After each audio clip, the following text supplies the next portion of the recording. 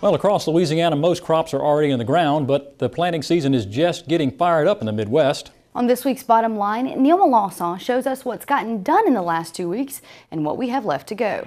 The Bottom Line is brought to you by the Cotton Board, strengthening the fiber of our industry. After largely being stuck snowbound late into the spring, the Midwest finally got into gear and planted like mad when they got a break in the weather here in May.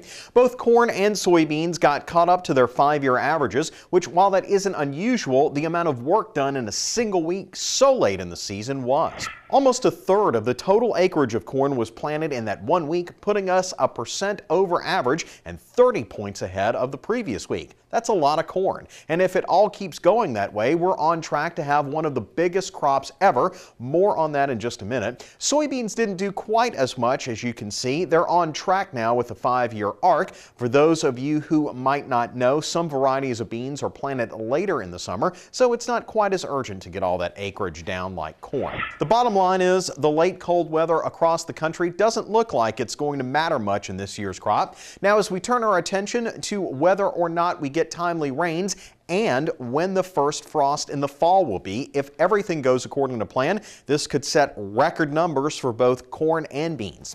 Even if it doesn't, we're still going to see a massive carryout of corn on the order of 7 billion bushels by the end of this crop year. While beans won't quite match that number, the USDA is forecasting enough beans to put significant downward pressure on prices. Beans are expected to lose about 18% in value from the previous year.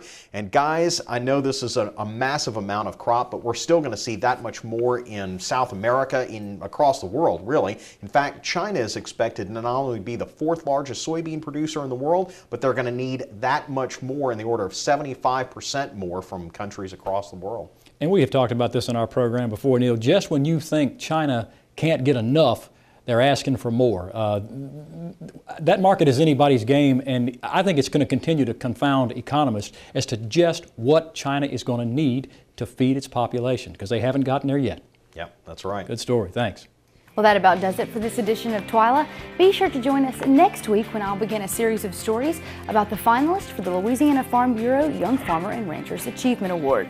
Until then, you can visit our website, twilatv.org, and watch all of our stories, either from this week's show or past programs.